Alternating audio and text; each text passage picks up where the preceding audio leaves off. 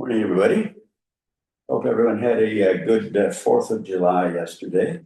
250 years old. I don't even look it, do I?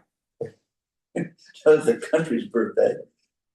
But I hope everything went well for you. Things are going good.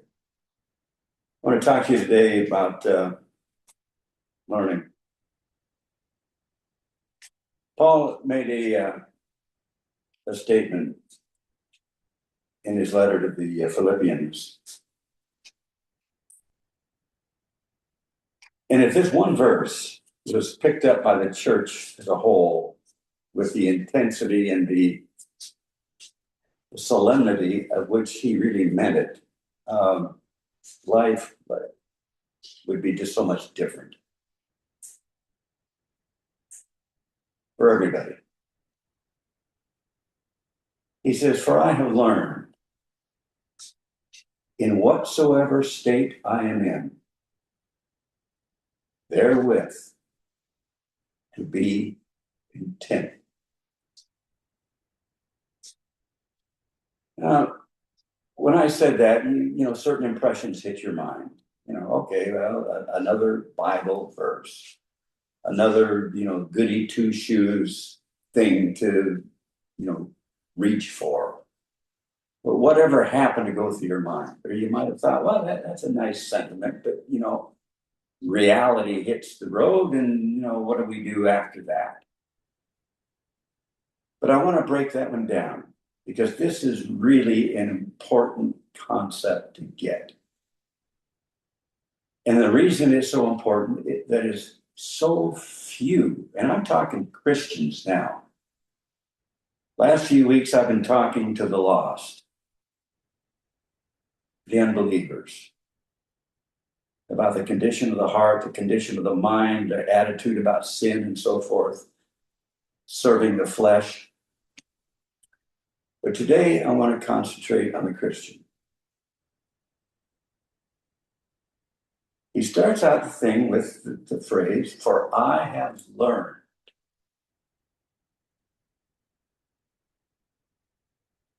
What do you learn?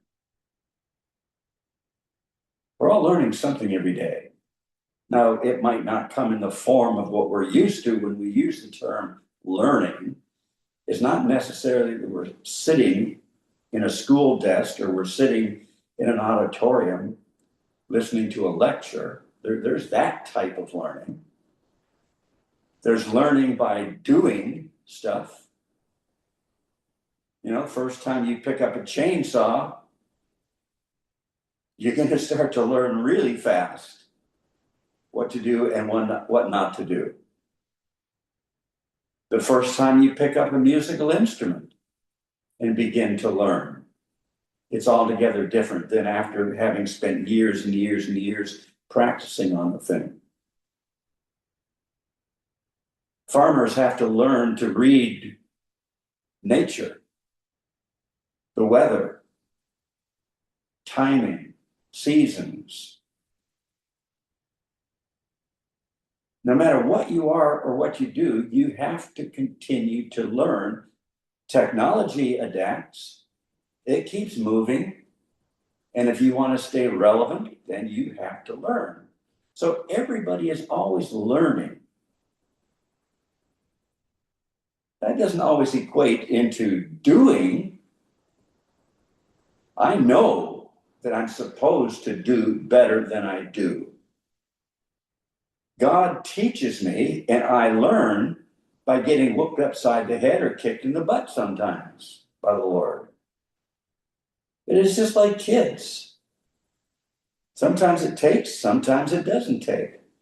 Sometimes a kid will do the same stupid thing over and over and over again. He'll get punished, he'll get reprimanded, he'll get grounded, he'll get fined, he'll get, spanked, he'll get whatever it happens to be. But sometimes it just doesn't take.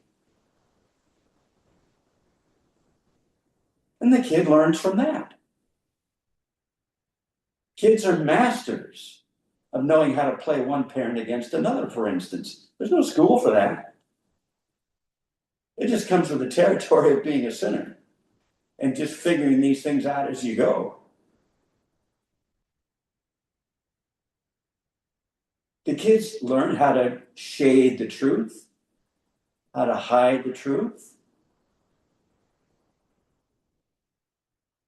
This is something that we're born with. Some are better at it than others.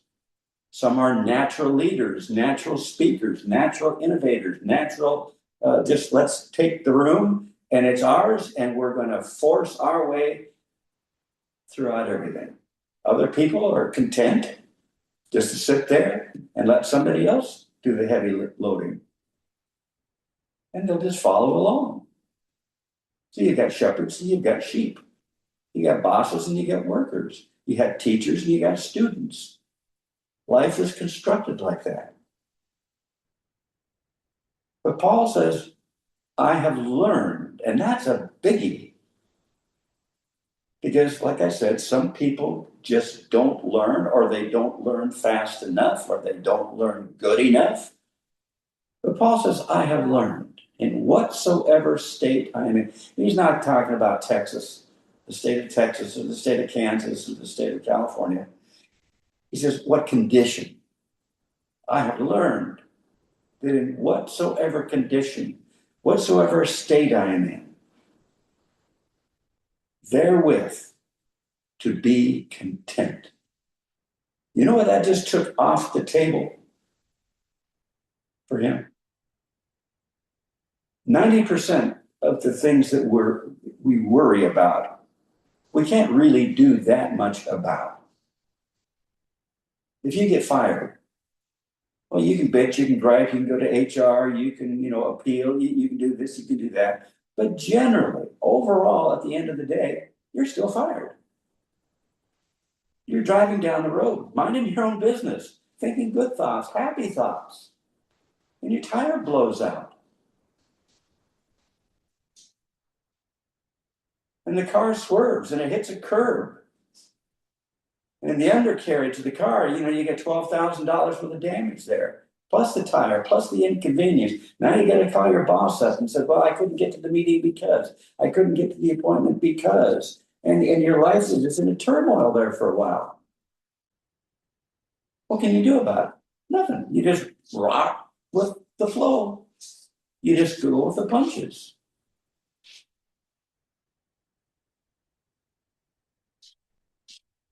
Somebody gives you a stack of papers one day and you open it up, you look at the heading and it says divorce petition.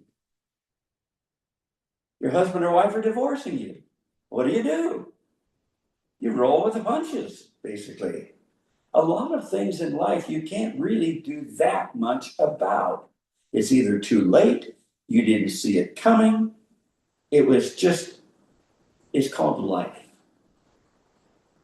And we respond to this stimulus.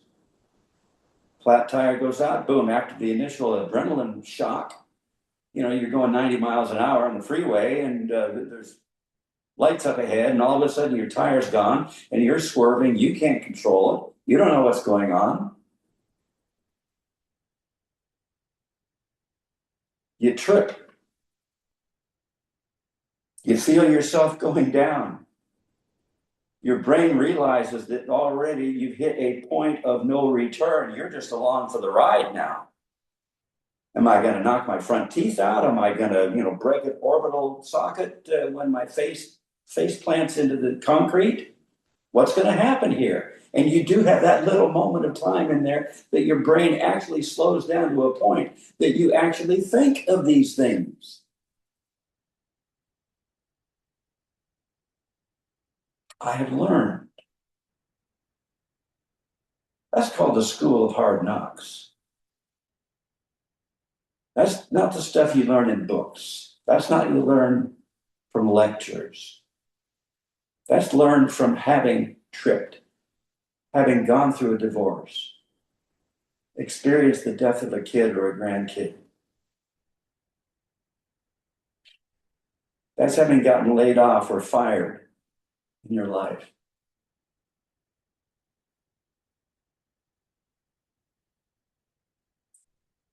I have learned. I'm going to have another lesson after this one, specifically on somebody who was the king of learning who went through just hell on earth, but he learned.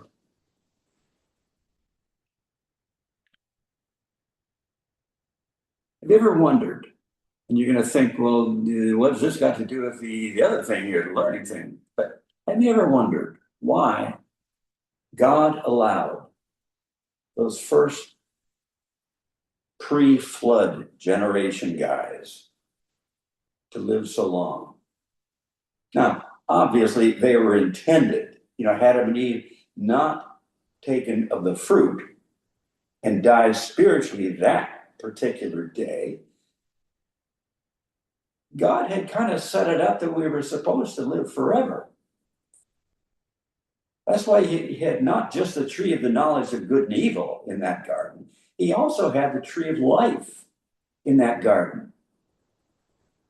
And had Adam and Eve gotten to that tree of life before the fall, it would have been a whole different world.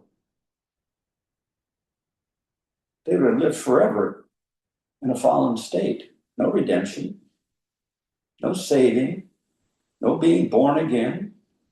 What's the point? You're going to live forever as a sinner. So God, he had a reason for the longevity of these guys, other than the fact that the genetics worked for them, because sin was in the system, 2 seconds after Adam and Eve took the fruit, but it hadn't been in the human's bloodstream long enough to have the effects that it does now. We've had, I don't know how many hundreds or thousands of generations between Adam and Eve and us today. And each of these generations just fine-tunes and adapts and perfects the whole concept of sin and alienation from God. We learn how far we can go in a particular sin. We know how to dress the sin up so it doesn't seem quite as abhorrent or bad. We dress it up with fine colors and smells and looks and so forth, and positive stimulation, so that evil, grotesque thing called sin doesn't look quite so bad. In fact, in a lot of people, they crave it. They are addicted to the dark side.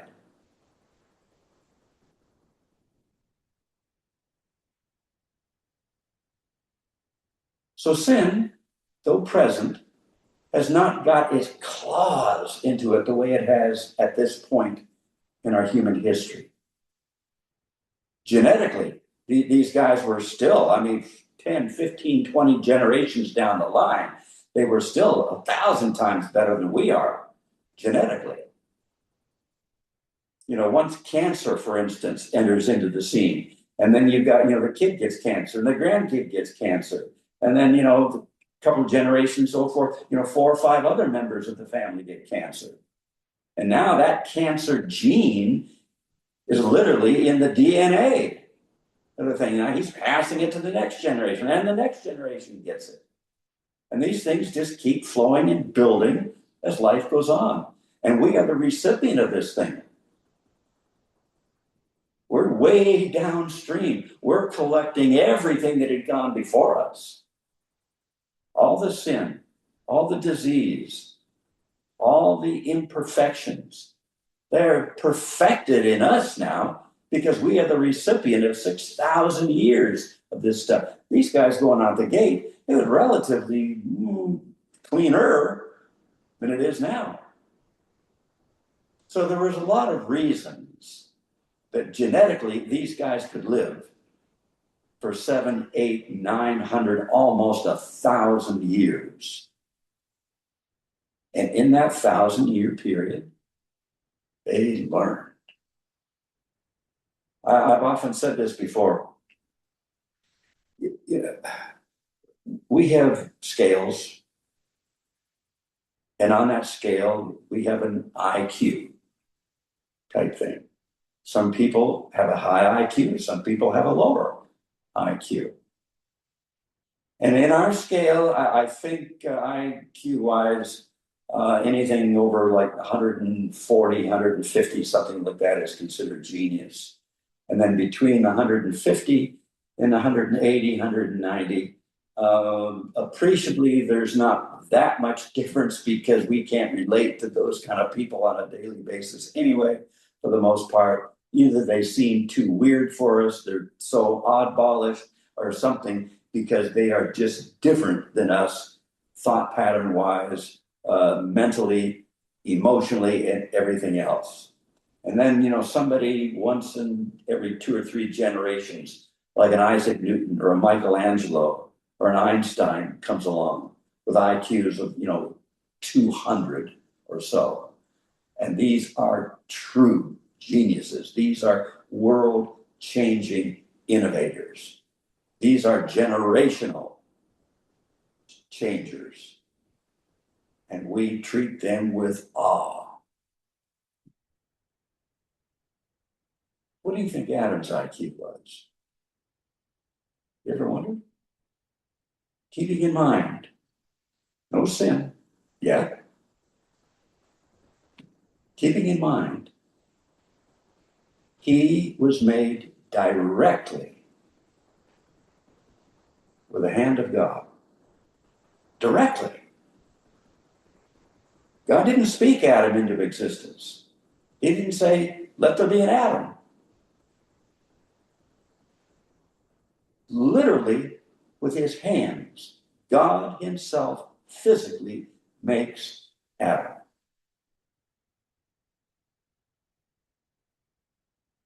What do you think his IQ was? Throw this one into the pot. He was made, Adam, he was made in the image of God. However you want to interpret that, at the end of the day, you still have to factor that in. He was made in the image of God, by God himself, with no sin presence. If a Michelangelo or an Isaac Newton or an Albert Einstein is, let's say, around 200, I'll bet Adams was 1,000 or more. Easy, going out the gate. And he had everything else that goes with it: the intuition, the inspiration, the cognitive ability to piece things together, along with the fact, and we don't know how long this was. This could have been for 3 days, it could have been for 3 months, it could have been several years or so, but God came down every day in the cool of the day and just spoke with Adam. So whatever Adam didn't intuitively get or emotionally get, God, I noticed at nighttime there's stars up there, or there's lights up there. Some are brighter than others, some are bigger than others. What's going on there? And God explains astronomy to him. That generally the bigger, the brighter lights are larger and they're closer to us. The dimmer ones and the lesser, luminous ones are further away or smaller. God explains things to him. Adam wakes up in the morning, he says, good grief. I went to bed last night and the ground was all, dry and stuff. I woke up this morning and there's dew all over the ground. There's moisture all over the ground. What's going on there? And God explains, the weather cycles, and he explains evaporation and condensation. He explains all this, and he gets it. He's got an IQ of 1,000 or more. And these guys are living 800, 900 years. You think that they were a bunch of Neanderthals walking around living in a cave, grunting to each other to get, communication? You think that they were that stupid that they didn't know how to make fire? That it was a big deal? When somebody finally figured out, if I knock 2 stones together and a spark comes out, and if I got enough, the proper type of fuel there, It'll ignite and combust, and whoa, I got fire. Now I can have a steak tonight. You better get your act together. These guys were not stupid. They were not a bunch of idiots and a bunch of Neanderthals running around, seeing how many girls they can knock over the head. These guys were at a genius level. They didn't have the technology yet that we have. That's the only thing that separates us from them. It's the technology. But it was those guys that began the technological thing. You get into Genesis chapter 4. There's only 2 or 3 little verses in there, but they are unbelievably important.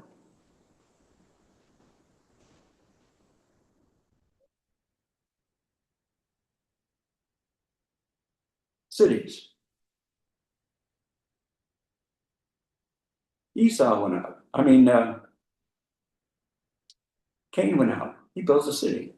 You say, okay, big deal. You get a bunch of people together, and they each have to have a house or a big communal hotel or something, and you interact. Somebody has this job, somebody has that job, and okay, now you get a city. You realize the planning involved in a city? Who's going to live where?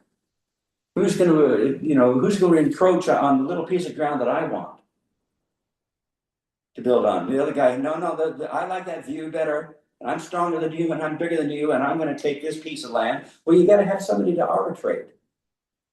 You got to have somebody to plan. You got to have somebody to organize the thing. You get a whole bunch of people living together. How are you going to feed them? Well, somebody's got to be a farmer. Somebody's got to be a rancher. Somebody's got to be a shepherd or a herdsman or something. And so these things, they sort themselves out as time goes by. But there has to be a semblance of organization. What do we do with the waste? You can't just, go to the bathroom wherever you feel like it. Somebody's walking there. Somebody's living there. Somebody's got a garden there. Somebody's got a gazebo there, whatever it happens to be. One neighbor can't get along with another, and they're fighting each other all the time. You got to have somebody to arbitrate. So now you got to have some form of a police force or a vigilante force or something. You see how it builds and develops? You get a problem, and somebody's got to solve the problem. When neighbors can't get along together, okay, there's the problem. Somebody's got to arbitrate. Somebody's got to get in between them. Somebody's got to separate them and sort them out. Now you have to have a police force. Well, when you have a police force, now you have to have a spot for them so they can store their arms, their weapons, their, whatever it happens to be, their uniforms, their badges, whatever they had. They had to get to a place where they can organize themselves, where they can figure out what they're going to do. They have to train other people because they're not going to live forever type thing. And so stuff grows, it snowballs, it develops. Problem, let's solve the problem. Now we've got another aspect into the city. And so the city forms. These were not a bunch of Neanderthals living in a cave someplace.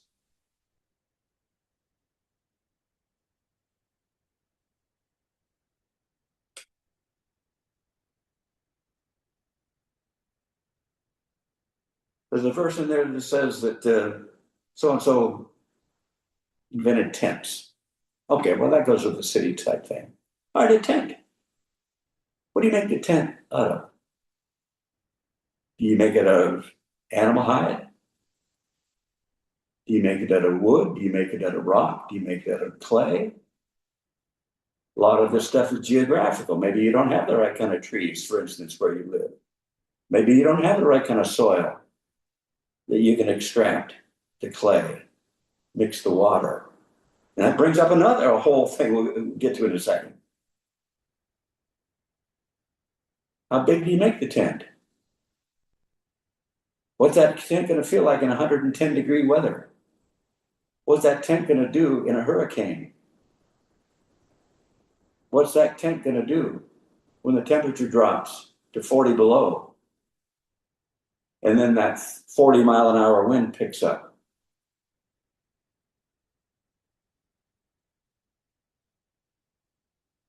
I look at a sheep and I say, what if? What if I took the wool of that sheep and I carded it? I weaved it. What's weaving? I don't have a loom. I don't have that. You see how the invention process goes? You just can't look at the sheep and see a tent. There's a whole bunch of steps in between there, and that's where the learning process comes in. Somebody gets an inspiration. Somebody gets an idea. Somebody tries something, and maybe the first 50 times they try, it doesn't work. But they keep on trying because God has put this little thing in us called curiosity, persistence, the act of never giving up, never quitting, trying again and again and again. And then finally, one day, somebody figured it out. I'm going to cut the wool off this sheep.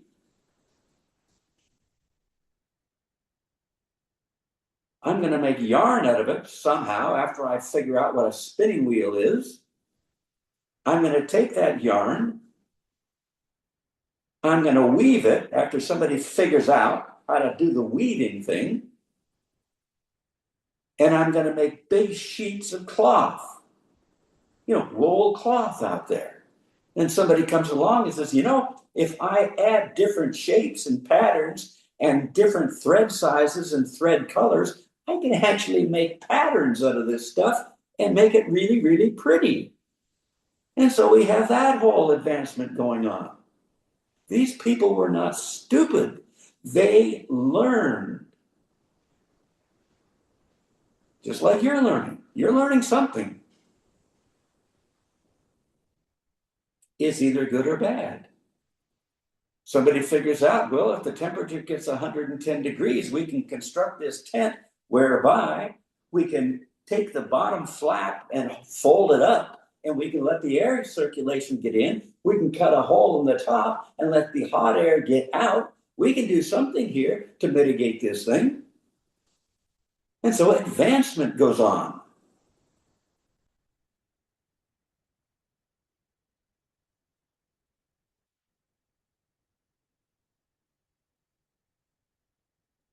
Metallurgy. Some guy's walking around one day and he sees this coloration in a rock, a brownish reddish stain in a rock, or a little golden glint, a golden hue veined through a rock. Well, that's another rock. Can I throw it? Can I bash somebody's head in with it? What can I do with it? And somebody gets the bright idea, I don't know, let me see what I can do.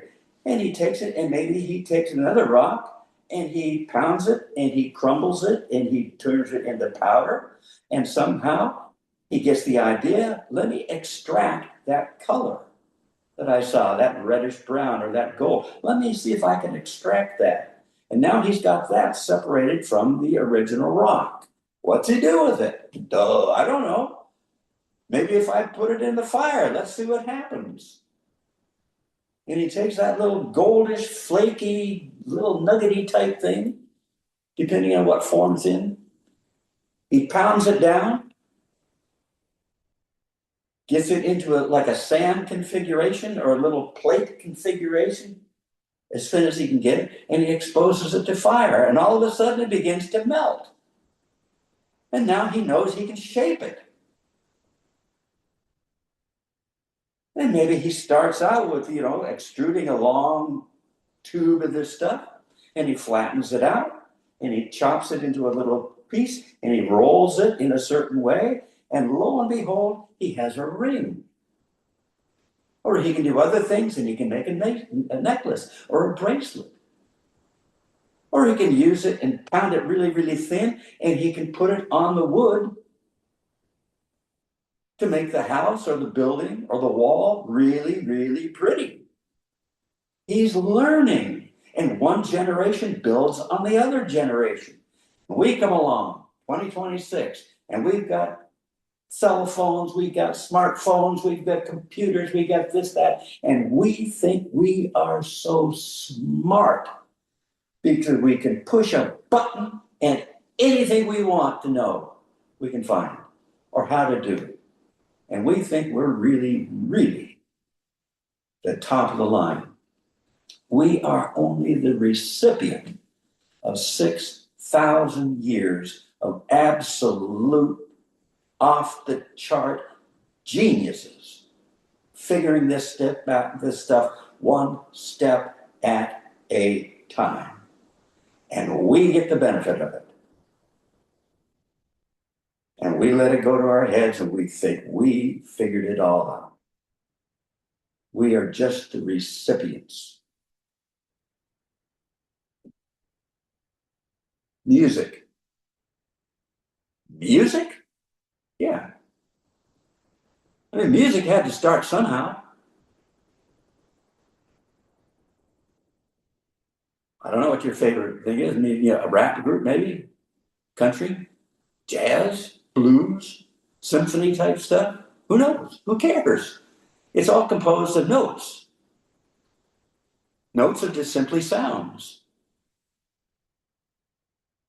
And there's X number of particular sounds that in and of themselves are no big deal. But when you take these individual sounds and you mix them and put them together, they form a different kind of a sound now. And that sound is just not a grating, harping voice necessarily. It's melodic. It's happy, or it's motivational, or it's inspirational. It makes you feel a certain way when you hear certain music. Some music might, you want to grab a gun and march and go shoot somebody. Other music, you just want to sit there on the couch and just cry and feel good about yourself. Other music might inspire you. Other music is designed to forbidding and foreboding and dark and dreary. Others are just the opposite. Well, somebody had to figure this stuff out. How do I make a sound? Well, primarily, musical instruments are in several categories. You've got, a drum type configuration. Where's compression? You bang a thing on the table. Well, somebody can come along and do something with that. Others, it's a wind thing. You got to blow into something. And in the blowing, what do you blow into? Well, you have to have a reed, or you have to have some other mechanical thing that is going to transform that breath, which is essentially soundless, other than just the breath itself, which is no technical sound to it. But having passed that breath through that reed or through that mechanical type thing, on the other end, a note is going to come out. Well, somebody's got to figure out that whole concept about the reed. What's the reed made out of? What's the shape of it? How do I configure it? How big should the little slit or the hole be in it? What is the location, the direction of the hole, the size of the hole, the shape of the hole? I mean, there's a million things go into this. And so we sit there with our little digitizers and our little AI thing, and we push a button, and all this stuff comes out. And we think, boy, aren't we smart?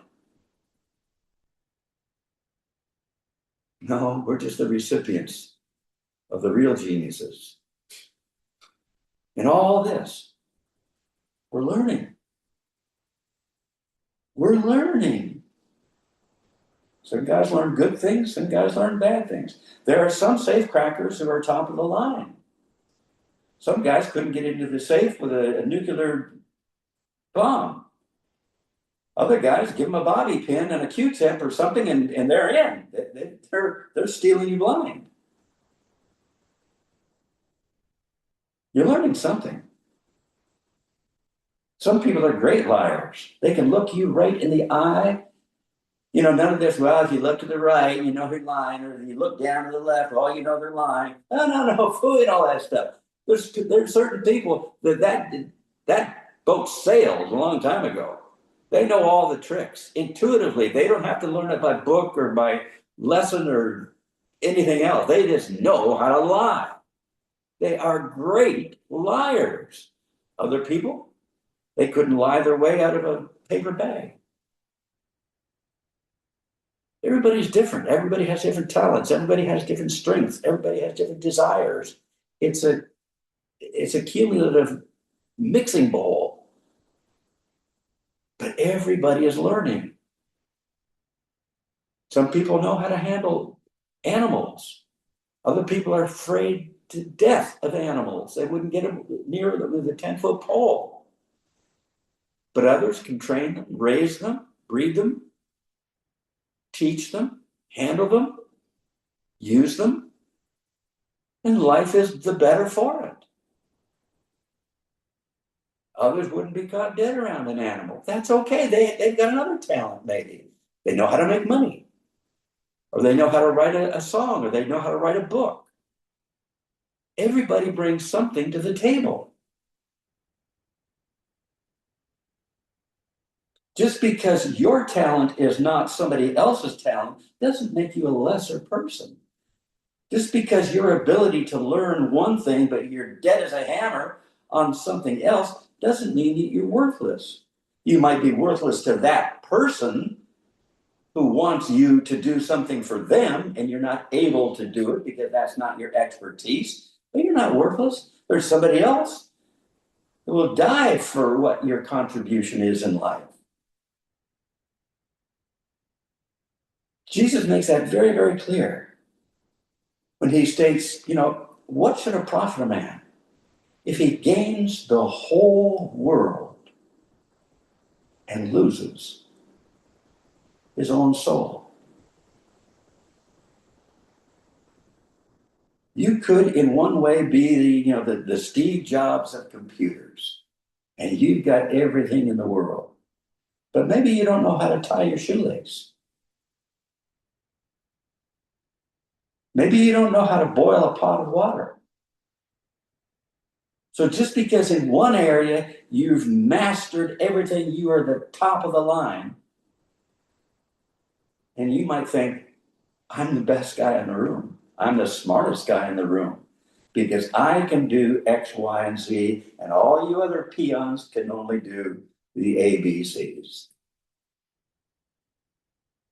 But then as soon as you get out of that room, and as soon as you get exposed to another aspect of life that you're not the king of, what happens then?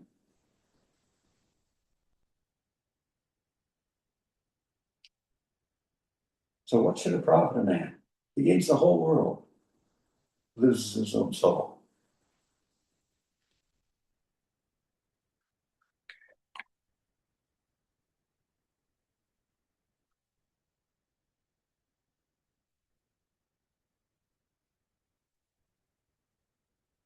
I could go on with, I had 4 or 5 other things here, like weaving. He was the first guy that looked at a sheep and saw a jacket.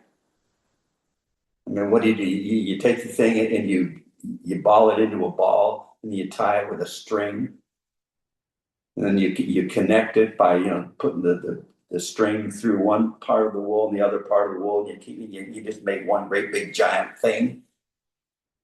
Now somebody come along and said, "Well, the sheep idea is right. The wool thing, you're right. You're on the right direction here. But let's see if we can make cloth out of this thing. Now we can get a coat. We can get pants. We can get blankets. We can get shorts. We can keep ourselves warm. We can keep ourselves clothed. Huh? Well, how do we do that?" And then maybe in the next county over, the next state over, the next country over, somebody figured that out. The word gets to you. And now you can build on that. So we're always learning. Just you've got to be careful what you learn. Some people haven't read their Bible ever. How sad is that? Some people never go to a church. Ever. Some people never pray to God. Ever.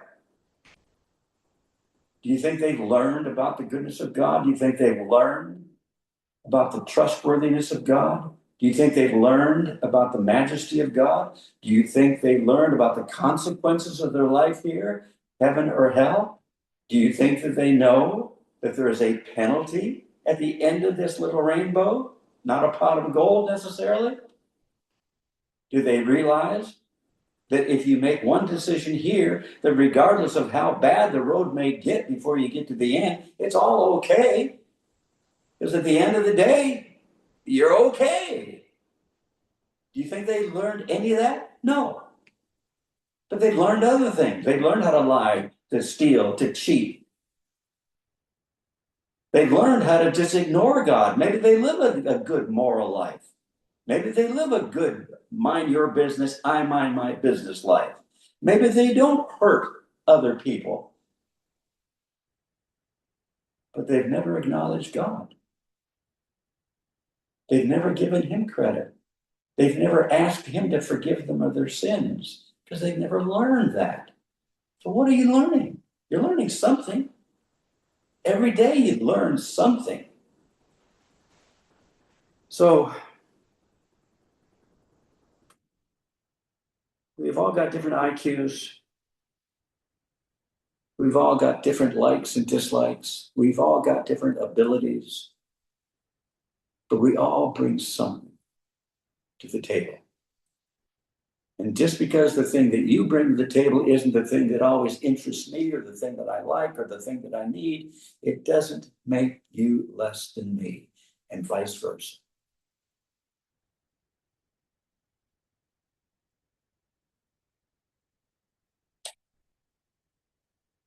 Hebrews chapter 13. I'll just stop with a few little verses here. Hebrews 13.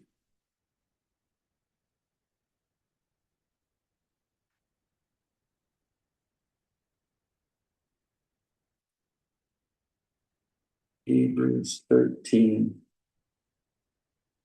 verse 5. Let's see if I can find the 13th chapter. Okay, 13:5, Hebrews. Let your conversation be without covetousness. Remember that verse we started with, Philippians 4:11? Paul says, I'm not speaking about things that I want. Ooh, I want this, or I want that. No, I'm not talking about that. I've learned in whatsoever state I'm in, therewith to be content. If I have a whole bunch, I'm happy. If I don't have anything, I'm happy. If I'm in pain, I'm happy. If I'm pain-free, I'm happy. Because that's the goal. So now here again, 13, verse 5. Let your conversation be without covetousness. Because some of us get so hung up on, I want this, I don't have that. Oh, wow. Give me this, give me that. Oh, Lord, help me ace the test. Oh, Lord, let me win the lottery. Oh, Lord, give me a better wife. Oh, Lord, blah, blah. And it's covetousness. We're not satisfied with what we have. Let your conversation be without covetousness, and be content with such things as you have. So, well, I don't have a whole lot. Be content. Well, I'd like to have more. Be content. But I don't like the things I have. I don't like this car. I want a Lamborghini, or I want a Porsche. I want this.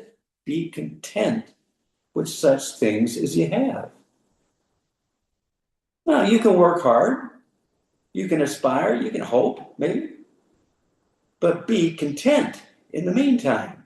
Don't be so miserable that you have a Ford instead of a Lamborghini, that you don't enjoy the Ford, that you're not enjoying the fact that you can get from point A to point B, that you don't have to walk or schlep or get on a bus or hire a Uber or whatever it happens to be. Don't ruin the present because you're so worried about what you don't have in the future. Be content with such things as you have. For he hath said, this is God said, I will never leave thee nor forsake thee. You say, well, what's that got to do with the car that I want? What's that got to do with the money that I want? What's that got to do with the better wife that I want or the better husband that I want? The fact that Jesus said he'll never leave me nor forsake me, you're saying that's equal? That just shows, if that's your attitude, exactly what you have to learn, what you've totally omitted from your education. If you got your priorities so screwed up that you don't even know what you should desire, you don't even know what you should crave for. You don't even know what you should scheme for and fight for and steal for. That your priorities are so screwed up that you don't know the fact of the promise of Jesus Christ to never leave you nor forsake you is better than everything else put together in life. Because I'll guarantee, if he's not with you, you are in a world of hurt. You might have the Lamborghini, you might have the trophy wife, you might have the money, you might have the charisma, you might have it all, but you are in a world of hurt that has just not been exposed to you yet. But it's coming.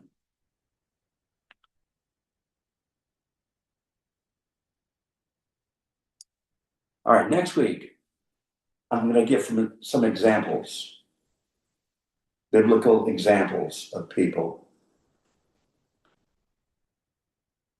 and what they had to go through to learn that lesson that Paul just popped in on Philippians chapter 4, verse 11.